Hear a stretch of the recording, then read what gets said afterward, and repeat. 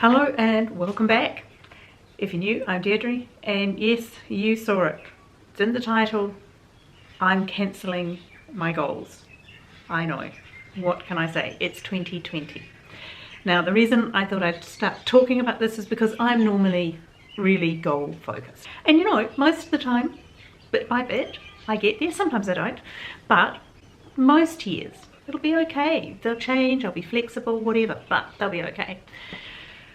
And then there was 2020. Now, already I'm starting to see people do the same to 2021 as I did to 2020. You know, yes, time to set goals. Let's do some planning for next year. And I'm just like, oh no, I'm not going there. Look what I did to this year. I had all of these plans and, well, they've all gone to custard. So I've decided that this is not necessarily a time for planning. So these are my tips for building your process, your systems, your routines and habits that will get you through the rest of 2020 and maybe, if we're not particularly lucky, into 2021. We start, of course, number one is to go with small, achievable steps. You know, the baby steps I always talk about. They're so important, and they stop the slide. They let you get one win on the board. Hey, we all know where it starts. It starts with that morning routine, making your bed. I know, it's as basic as that. Make your bed. A guy even wrote a book about it. A general who obviously knows, but we all grew up with this, didn't we? Make your bed. If that's all you've got for the day, at least you're not still in it, and B, at least you've got a clean, tidy, fresh bed to go back into. Now, the second step is to stack your habits, so that your morning routine is so much easier if you start it from the night before. Stack the habits. Now, an evening routine is, for me, it's really simple. It's clean my kitchen, wash down, wipe down the sink, stack the dishwasher, all of those things. Do the skincare, all of those things that just fit into the evening routine.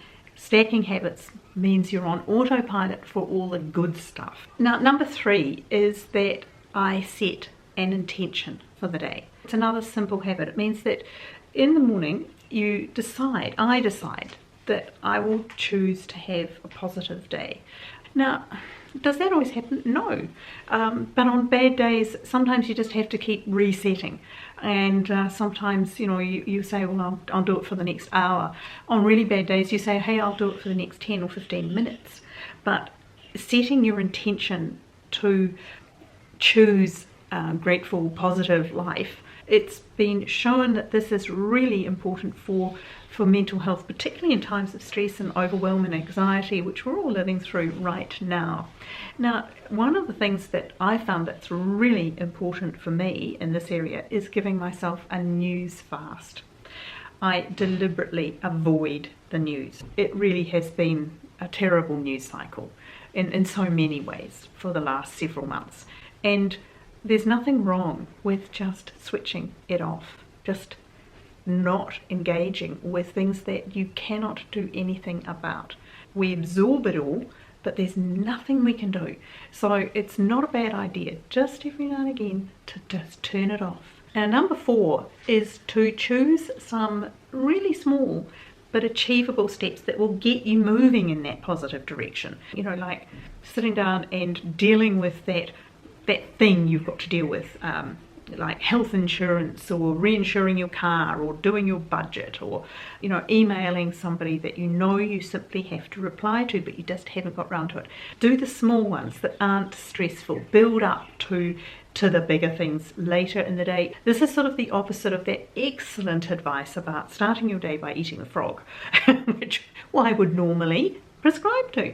I would say, yes, do this. Do the hard thing first when you're fresh and get it out of the way.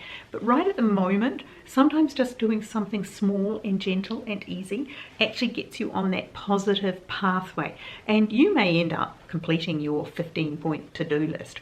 But the point is that you've got yourself started with something small. And even if you've only do those things, at least at the end of the day, you know that you have been a little bit productive. Now, number five is to put your needs, prioritize your needs ahead of the greater world, the demands of the greater world.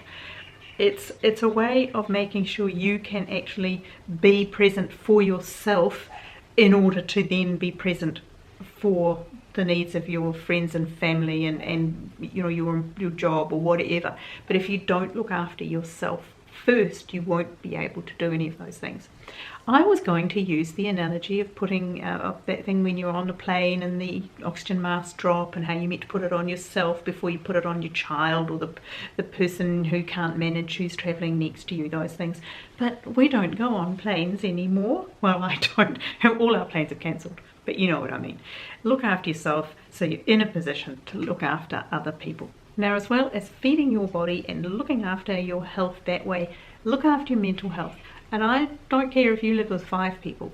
Make sure you contact somebody outside of your home every day. Ring a friend, send them a message, even if it's just a silly photo. It's a really important thing that we keep up our social connections through this extremely difficult time when we are not allowed to mix households, when we are not allowed to hug people, we're not allowed to shake hands, we can no longer, well, when we're outside we wear masks if we're outside of our homes, so you can't even smile at people anymore. I am so committed to wearing my mask and staying safe and keeping you safe with my mask, but there is a downside. And the downside is we're missing all these facial connections. So we need to talk to people in whatever way we can. So just keep that one in there.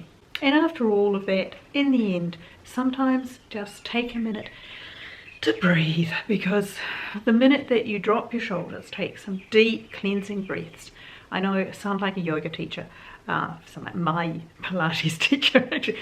Breathe. She's always saying, don't forget to breathe. Let the tension out, let the anxiety out, let your shoulders drop, fill up your brain with oxygen, and accept that there will be a time when we will get back to planning and organising and anticipating and doing all of those things. But right now, if they add to anything that's not positive in your life, it's definitely time to let them go. Let the autopilot take over and look after you, and enjoy what we can along the way. Right, that's me for today. I hope that you got something out of this, that you'll give me a like, a subscribe, and I hope whatever you're doing, you're having a lovely day. See you soon. Bye.